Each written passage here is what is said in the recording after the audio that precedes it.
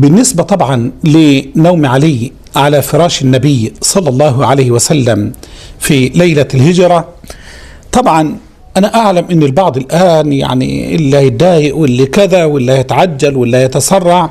قلت الرواية لا تصح، الرواية لا تصح. يقول: ما صحة حادثة نوم علي في فراش النبي وقت الهجرة؟ هذه القصة، وهي أن النبي صلى الله عليه وسلم ما أراد أن يهاجر طلب من علي أن ينام في فراشه حتى يعمي على المشركين. هذه القصة يعني إسنادها حسن إن شاء الله تعالى، حسنها بعض أهل العلم، وهي صحيحة حسنة الإسناد، ليست صحيحة يعني بدرجة عالية، وإن فيها اختلف فيها أهل العلم، بعض أهل العلم صححها وبعض أهل العلم ضعفها، والأظهر والعلم عند الله تبارك وتعالى أنها يعني مقبولة، أنها حسنة إن شاء الله تعالى. من المواقف التي أتحدى وهذا الموقف إذا الوقت ما أسعفنا قد أختم به، أتحدى أن رجل اليوم يقدر يسويه. الرسول يوم الهجرة بيطلع، تخيلوا شاب جاء الرسول قال له: يا رسول يا علي. قال: نعم يا رسول الله. قال: إن قريش تتوعدني بالقتل وإني خارج هذا اليوم فلتنم في مكاني، أبغاك ترقد في فراشي. هذا المعنى. ترى احنا نسمعها قصة علي نام في فراشه، لا، واحد يقول لي اقعد في مكاني ترى في قنبلة بتنفجر ما ادري متى تنفجر، يعني انت راح تتقطع، هذا المعنى كذا بتموت. وقريش جابت 100 فارس شجاع كل واحد معه سيف ويقولوا يلا. فقال له النبي علي بن ابي طالب: فداك نفسي يا رسول الله. ولذلك قال اهل السير: اول فدائي في الاسلام هو علي بن ابي طالب بهذا الموقف. قال: تفديك نفسي يا رسول الله، انام مكانك وتجي العافية، لكن افدي رسول الله صلى الله عليه وسلم. قال الرسول الان بدأ الرسول يكمل: تنام في مكاني وتلتحف بي بلحافي، في الحاف لي لازم يكون موجود لان قريش بيعرفونه، وتغطي رأسك حتى ما تشوف، يعني شوف الجبط، يعني تغطي رأسك، هو تغطية الرأس عشان ما يعرفونه. لكن تخيل واحد من بس تحت شرشف ما يدري متى يموت، شوية الا سيف فوق رأسه. ولا تخشى على نفسك فلن يضروك بشيء. قال: اطمئن ونم في مكاني. تدرون الرسول طلع ذيك الليلة، هذه معلومة في التاريخ لازم تعرفونها. الرسول متى هاجر؟ في الليل ولا في النهار؟ لا، الرسول هاجر في النهار، خرج في الظهيرة والحديث الصحيح.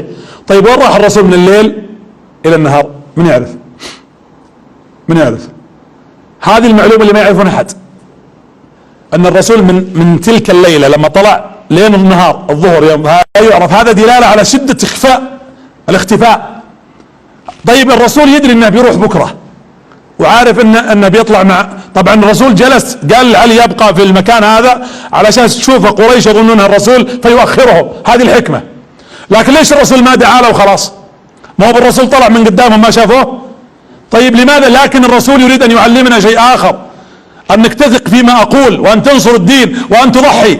جلس علي بن ابي طالب والتحف بلحاف النبي صلى الله عليه وسلم، وجلس رضي الله عنه في بيت النبي عليه الصلاة والسلام، منسدح وهم يطلون. جاء رجل قال: رأيت رجل يمشي قبل قليل كأنه محمد. الرسول طلع من قدامهم وخذ أكرمكم الله تراب، وانطلع أكرمكم الله ومن يشاهد والمسجد في وجيههم، وجعلنا من بين أيديهم سدا ومن خلفهم سدا في سورة ياسين فأغشيناهم فهم لا يبصرون. ولا حد شاف، معجزة. وواحد من اللي ما هم صافين مع ذولي شاف زول من بعيد، جاء قال: اني رأيت رجل كأنه محمد. قال: لا يا تعال طل نشوف احنا علي. طلوا مع الدريجة الرجال نايم. قالوا: هذا هو. يوم صحى علي بن ابي طالب الصبح ورفع عن هذا وطلع، يوم طلع له علي وخرج عن النبي صلى الله عليه وسلم. لكن وصاه الرسول على عدة اشياء ثانية في مهام. قال له الرسول: اسمع يا علي، فإذا بلغك خروجي، دريت اني رحت، فخذ هذه الودائع. يا سلام على ديننا، يا سلام على الاسلام. والله لو يدرون الغرب والشرق عن هذا الاسلام وعن نبي الاسلام لدخلوه بقناعة. ولذلك يقول له: هذه ودائع ائتمنت بها من قريش. تخيلوا واحد يقولون له: احنا بنقتلك بس تكفى خلي عندك امانة، ونبغى نقتلك جينا ناخذها. يقول: خلوها عندي.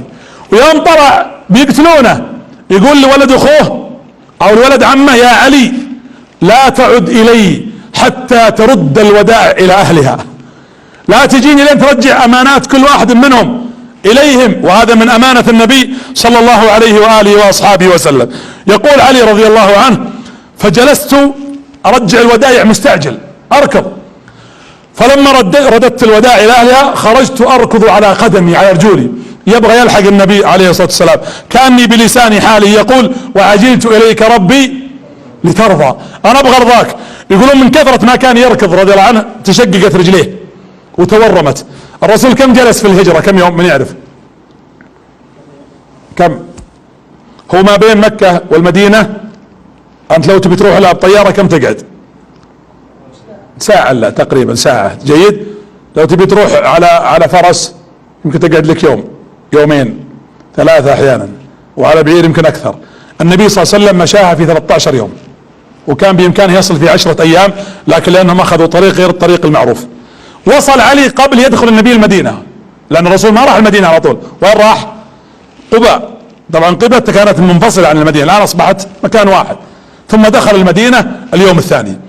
لما وصل قباء علي موجود، جاء علي يركض، فاذا برجليه متورمة وتصب دم.